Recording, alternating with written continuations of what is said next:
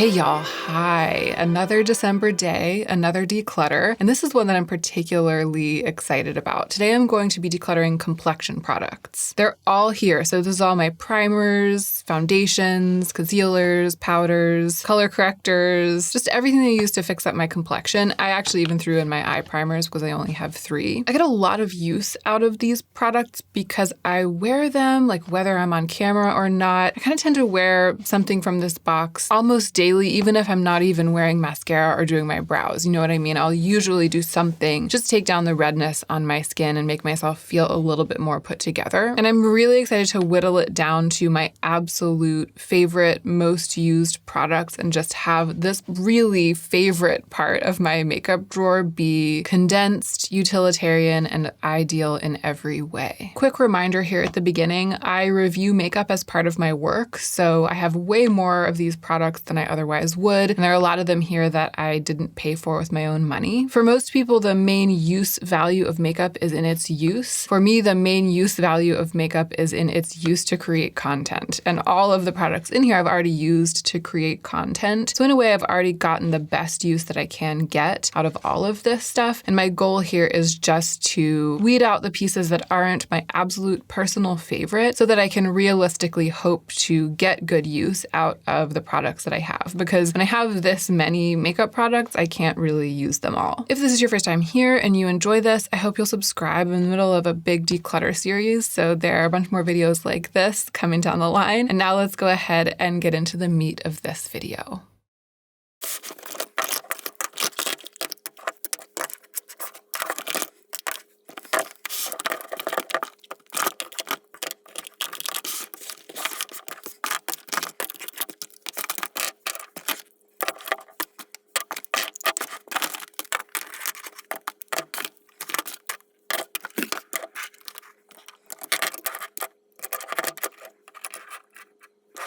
Wow, I have a lot of priming products and they don't all serve the exact same purpose. I've kind of separated things out into groups. So down here are the priming products. These are the 3 eye primers. Here I have powder, and these are, foundations and concealers, like actual complexion products. And these are green color correctors. But I just realized that Givenchy powder is missing. So I went looking for it and I found it. And yeah, what I was about to say is that when they're all laid out, I kind of had a sense of how many color correctors I had. I think I probably kind of had a sense of how many complexion products I had and powders. I'm a little bit surprised by the number of primers, and that might be because I keep some of these sort of with my skincare. Primers are kind of like hybrid makeup skincare products to me, and some of them I think of more as the final step in the skincare routine, and some of them I think of more as the first step in the makeup routine. So they've kind of been living in separate places in my collection, and I didn't realize that I had amassed so many. I'm really raring to go, but let me organize a little bit so we can go category by category, because I think that makes sense in this case. Let us start with eye primer. I always use an eye primer when I'm putting on eyeshadow. It just really helps eyeshadows stick on my hooded and sometimes oily and sometimes watery lids. This one from Alter Ego is new. They just sent it to me when they launched their most recent palette. I like it. I'm going to keep this one. This is actually probably going to become my primary eye primer going forward. The Urban Decay Primer Potion is what I've been using for a long time. This was also PR. I didn't buy this myself.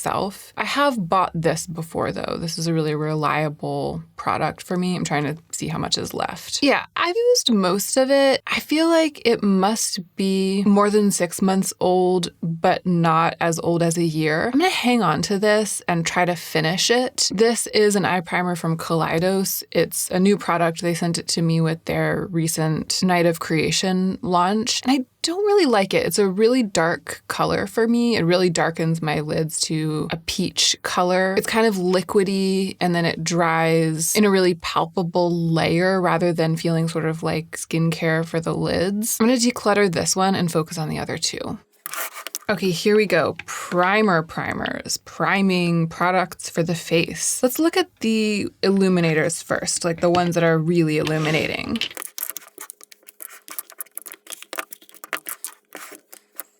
I would say these three are extremely illuminating. Like well, this one is kind of in this category, actually. These two are extremely illuminating. They are actually highlighters rather than primers. I've had them both for a while.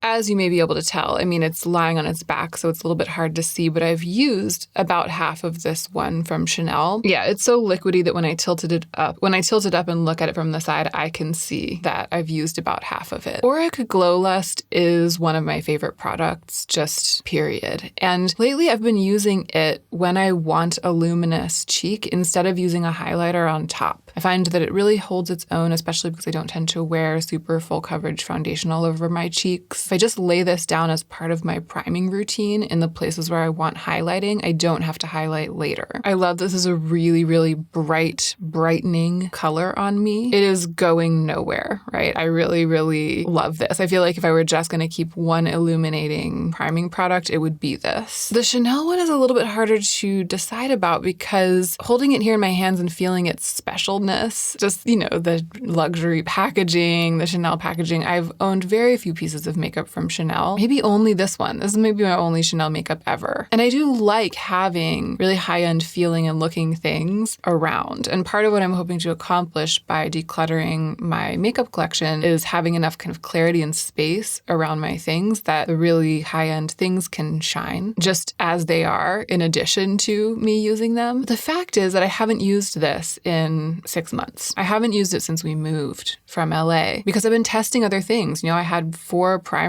to test over the summer. It has a quality that causes me to shy away a little bit from complexion products, which is that it's strongly scented. It's not totally prohibitive for me, but kind of given the choice, sometimes when something's scented, that's the thing that causes me to reach for something else. I just don't know. Practically, this is the kind of thing that should go. But the fact that it's Chanel and that it's really pretty in its bottle and that I know it's really pretty on the skin is making it harder for me to part with this one. I'm going to keep it as a maybe, but it'll be on the chopping block at the end. Okay, the Wet n Wild Glass Correct is a great product.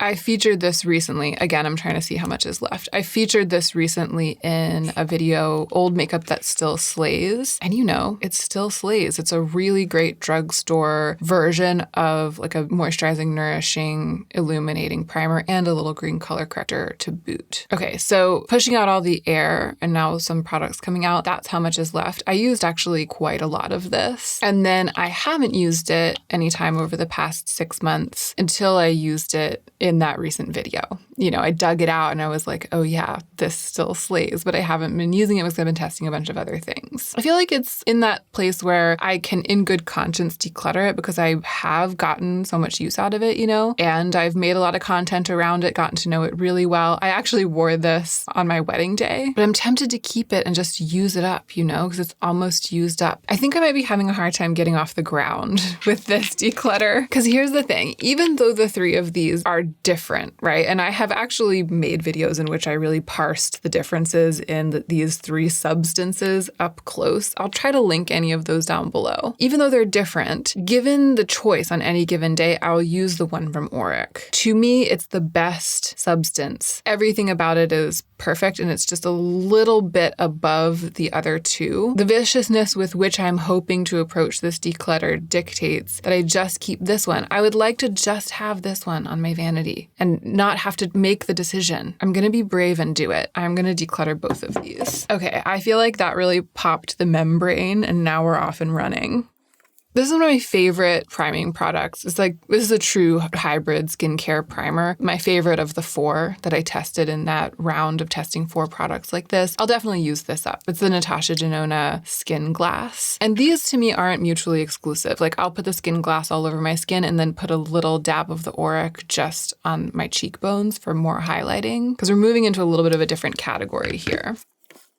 The VDL Lumilayer Primer, I have a nearly full one of these. I think my friend Simbri had one, had gotten one in PR, had an extra one, and gave it to me because she knows that I really love this product. And I do really love it. I've loved it in the past. I've gone through an entire bottle of it, I think twice, maybe even more times than that, sort of in the second and third year of my YouTube channel, right? Those of you who've been around for a long time remember my relationship with this. It has that sort of soap bubble translucency, gives a really nice glassy finish to the skin. And having this full bottle has shown me that I've sort of moved on to other things because I don't tend to use it. I think because of the blue cast to that soap bubble translucency, I'm just not as into that anymore. I'm more likely to reach for something like the Auric, which has more pigment in it and is therefore going to help tone down my redness in a little bit more of an aggressive way. Also, because this is nearly full, I can definitely give it away to one of my cousins or to a friend. I don't think I'm quite ready to let go of the Danessa Myricks Yummy Skin because it's so moisturizing when my skin is super dry. I'm also going through it at kind of a rapid rate of speed. I would say it's probably half empty. Let's keep it for now. Oh, but this is going to be tough. I love the e.l.f. Poreless Putty Primer. I've actually kind of picked this back up again lately, and I'm also going through it at a rapid rate of speed. I won't be surprised if I finish this up within the next month or two. And to me, the Exa Jumpstart Smoothing Primer ended up being kind of like a high-end feeling clean beauty version, liquid version of the e.l.f. I'm going to keep this as well because I think once I finish the e.l.f., I'll miss having like a pore smoothing, semi-mattifying primer. These are the only two that I have. And since this one is nearing being used up, I think it makes sense to keep Exa. But the Give Beauty All-Time Prime, it's just an oil. It's just an oil. It's a priming oil, but it's just an oil. It's also a really summery product. I am going to keep this because I really like it, but I think I'm going to start just using it on like my elbows and hands and knees and use it up that way because I'm not out here using this to prime my face. Okay, we have an illuminating base product. We have two kind of skincare-y, moisturizing, illuminating, priming products. And we have two genuine pore-filling, silicone-feeling primers. I don't know if they have silicone in them, but I always associate this kind of primer with like that silicone-y feeling. This is much better to me. This feels really approachable. I feel like I can get through these products with this number of them, and there's still a little bit of variety from which to choose. You know what? I'm just going to put this in my giveaway box. This is another thing I feel like one of my cousins would love to have. I'm like, oh, it's a nice substance. I'll hang on to it just because. And it's just like, no, I have so much, I can give this away too. All right, let's do green color correctors. Are you ready? Are y'all ready for this? I think what I'm going to do is to just keep the only one I use every day. This is by far my favorite green color corrector. I like it because it has kind of a gray cast. It also has good coverage. It has a nice finish. There's a little bit of clay in it, so it just gives my skin a nice finish, helps to balance everything. There are days when my skin's in pretty good shape where I just wear this all over my face and then do a tiny bit of spot concealing on old scars, and that's it. This is like my most used concealer, basically. And all of these, I got them for review. And I have them kicking around, and so I end up reaching for one. Sometimes I'll use one because when I reach for a green color corrector, I find it first. This is also from Chanel. I was saying before that I thought I had only tried one or two things from Chanel. This is the other one. And I like it, and it works for me, but it has a little bit of that milky opacity and a little bit more of that kind of blue-green quality. It's just not quite as good for my pale olive skin as the one from Exa. These were for review. I got them for a video. I tried all the green color correctors at Ulta and compared them all to each other. They really served their purpose, and then some of them have continued, especially the LA Girl Pro Conceal has continued to be of use to me. It's funny, it's the greenest one, and sometimes when I have really stubborn redness, I'll reach for this to neutralize that. The one from Exa can do that job too, and I'm really trying to simplify here. They can all go, and this one can do the job. Okay, let's talk about powder. I'm not really a powder wearing, I am a powder wearing person. Oh, I don't know why I was saying that. I'm not like a powder buying person. I feel like powder to me, it's like, I don't know, it's like a roll of toilet paper. It's like it serves its purpose and you don't need a variety. You know what I mean? You just need the one that does the thing. Can you imagine having like 5 toilet paper holders lined up on the wall and like 5 different textures of toilet paper to choose from? That's kind of what it feels like to have a bunch of different powder. That's kind of what it feels like to me. However, that might be because I'm a little bit uneducated about powder. I'm sort of just learning. And these ones are all different. The one from Kosas is by far my most used. I feel like it sets product, it diffuses the look of texture, it takes down shine, but it doesn't mattify. It's like the mochi skin powder, you know? And I feel like I can't overuse it and get dry skin. So I think that's why it's the most dependable for me. But it's also the subtlest. It's kind of like the least powdery powder. Since resuscitating it for the Old Makeup That Still Slays video, I have fallen back in love with the Givenchy. I've been using it more. It helps me get that kind of like porcelain skin finish. It's a bit more mattifying, a very, very finely milled powder. So I just feel like I reach for these two all the time. I'm always out there like, where's the Kosas powder? Where's the Givenchy powder? These two, on the other hand, I use just because they're there. This is new from Sigma. I used it recently in a video trying new makeup, and it's great, actually. It's really, really light diffusing. It helps to soften texture, but I just don't need more powder. And I do tend to accidentally overdo it with this and end up with kind of dry skin. So it's also brand new. Like I just opened it to test it like a week or two ago. So I'll give this away. This is the Kosas powder on my pointer finger, and that's the Make Beauty powder. They're almost the same color. Kosas maybe a tiny bit more truly neutral, and they feel like the same texture too.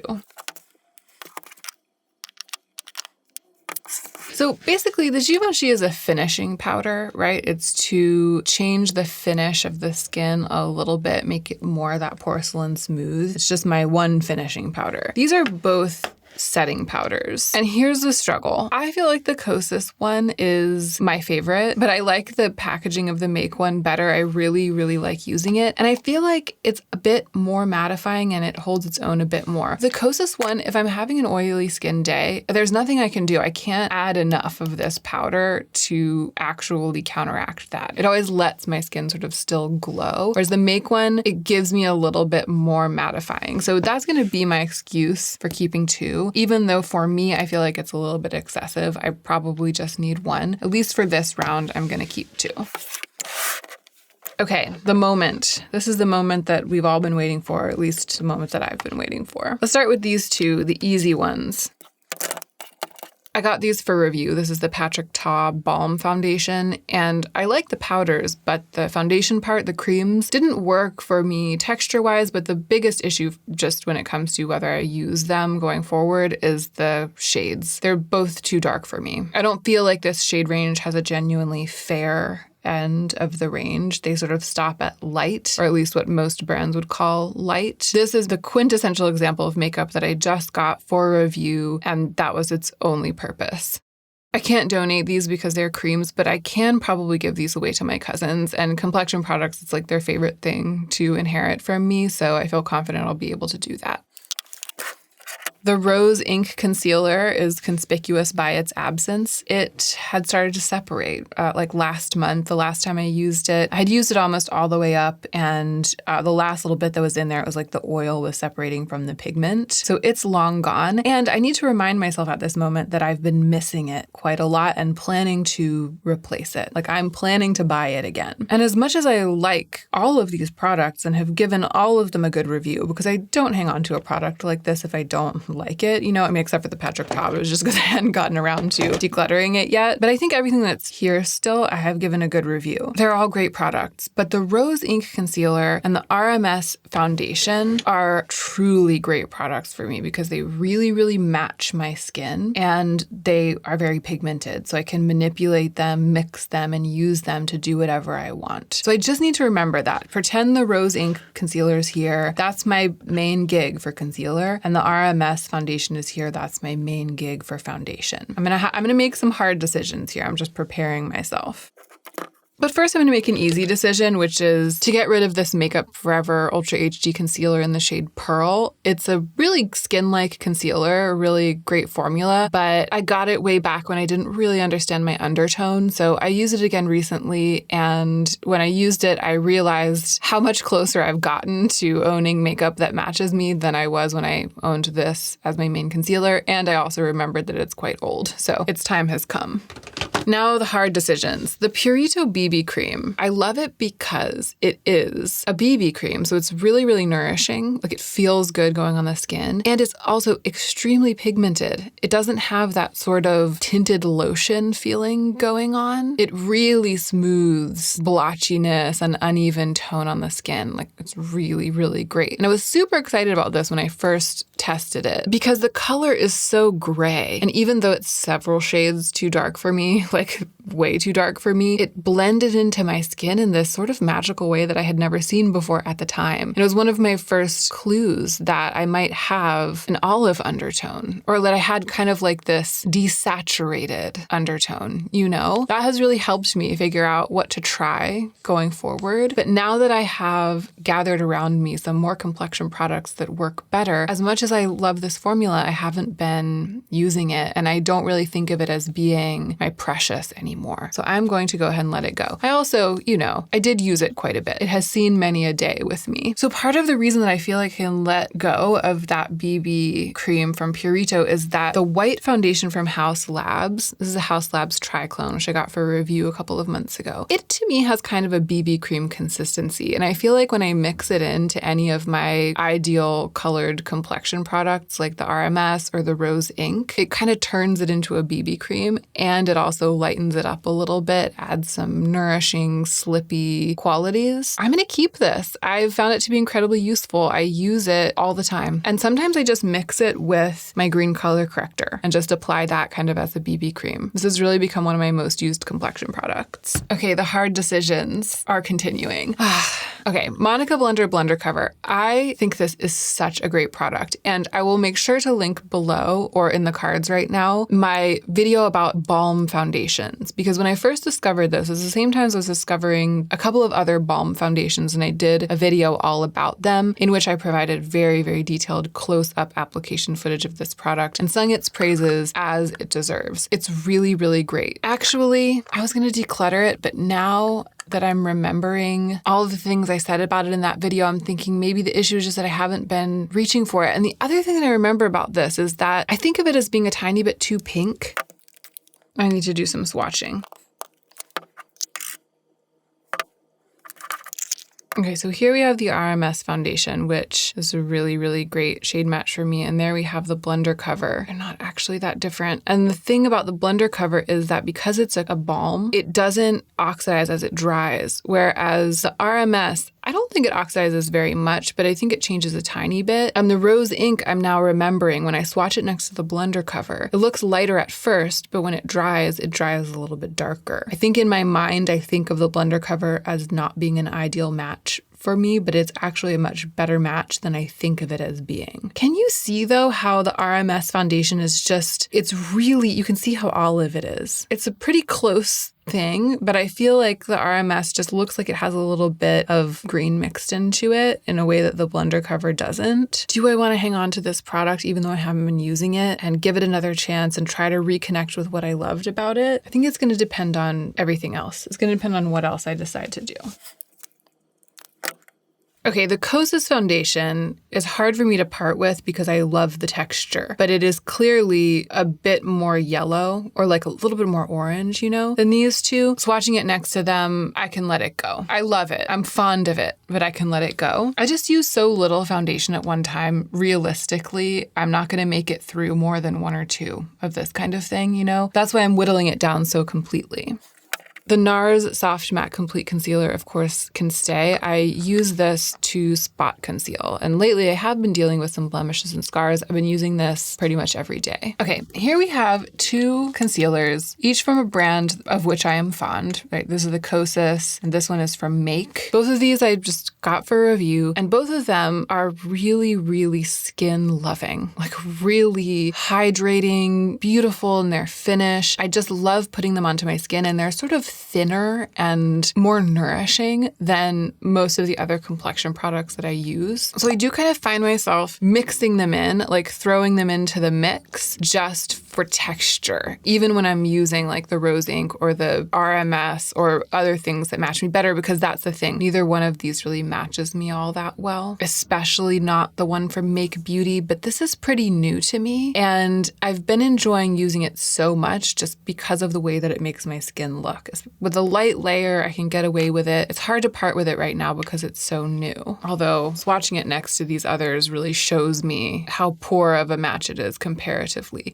And the Kosas one, I mean, look, here's the RMS, which is like, that's the pale olive. That's a really good match. And you can see the Kosas, it's peacher. You know what I mean? It's brighter and peacher. But I sometimes reach for it to brighten up my under eyes and to add a kind of creaminess. I wonder if it's the make that has to go, but I like using it so much. It's like I'm fond of them. I'm fond of them because they carry that fantasy of concealer, kind of from the old days when I first learned about makeup. That fantasy of just like a really creamy, lightweight, brightening concealer.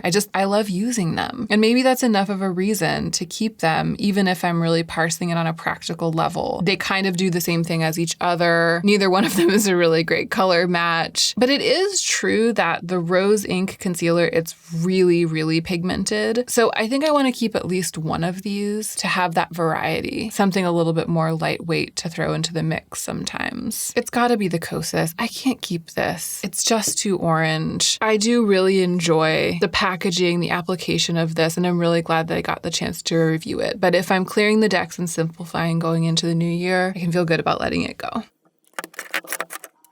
Okay, so the Rose Ink concealer is here, a highly pigmented, really great match. Then I also have this lightly pigmented or sort of less pigmented, more serum-y concealer that is kind of brightening on me. And then I have a spot concealer. I also have this high pigment, high coverage, serious foundation that's a really good match and the product that I like to mix it with. I think it makes sense to keep one freestanding balm foundation. And I say freestanding because I also have the Salt New York products. I haven't been including them in this declutter because I feel like my Salt New York collection is sort of its own freestanding thing that I am going to continue to use to make content, like to use for comparisons and stuff like that. It kind of like lives in its own little space. It doesn't live in the drawer with this stuff. So I'm going to see how it goes for the time being, keeping this balm foundation in my drawer. I'm going to see if I use it. I'm just going to give it one more chance.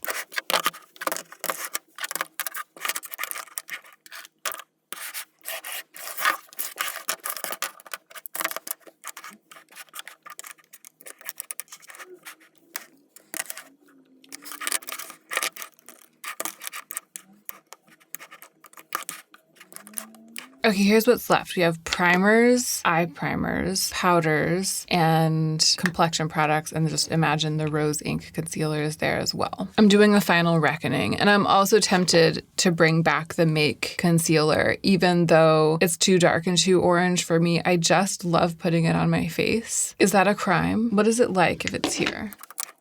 All right, I'm sitting here having a little talk with myself about how much I want to simplify in the new year, and also the neighbors like banging something. Somebody's like hammering away just in the next yard over. The video is almost over, so I'm just gonna power through. I really want to simplify things right now. In fact, so much so that I've been thinking about simplify just being my New Year's resolution. Holding on tight to that, I'm gonna take one more pass. I'm gonna go ahead and let go of the Danessa Myricks Yummy Skin, because even though it is a really great hydrating product, and even though there have been times when I feel like it really, the syrupy, thick quality of it really rescues my skin when it's super dry, I don't love the fruity smell. And I feel like the Skin Glass, which I used a lot when I was testing and I really loved, but I haven't been using as much lately because, you know, just there are other things in the mix. I feel like Natasha Denona Skin Glass can do what Yummy Skin does for me if I need it. And I really want to use Skin Glass up. I really want to use Auric Glow Lust more. And I think just having these be like the only two options, just like this is what I prime with now if I'm not going with something more mattifying. And then this is what I use to illuminate, and that's just it, and that's how it is. That's what I mean by simplifying. For the eye primers, I'm tempted to simplify by just saying, okay, now that I have this brand new one and it's going to take me ages to get through, because it's not as though I go through eye primers at a rapid rate of speed. I'm tempted to do that, but I think what I'm going to do is to keep one of them down here in the filming studio and keep the other one in my bedroom, because eye primer is something that I almost always forget to bring down with me, and then I have to like get up in the middle of filming and go get it. So that's a really good solution for me. For the powders, it makes sense to me to have like a mochi skin setting powder, a little bit more traditional of a setting powder, and a finishing powder. I think I'm okay there. And here, let's just take one more pass. So this is a definite must stay, use it all the time. Definite must stay, use it all the time. Definite must stay, use it all the time. Definite must stay, use it all the time. These are the three that are sort of on the chopping block. Blender cover, I really do want to give it another chance. I want to see how it will strike me if I start using it again now. And I think that once I have the rose ink concealer, I won't miss either of these. Even though they're a little more watery, the idea is to simplify. And I think that I'll be really happy with just my one concealer that I know from experience when I have it, it's the one I always reach for. It works for everything. There we go. This is what I was angling at. My precious.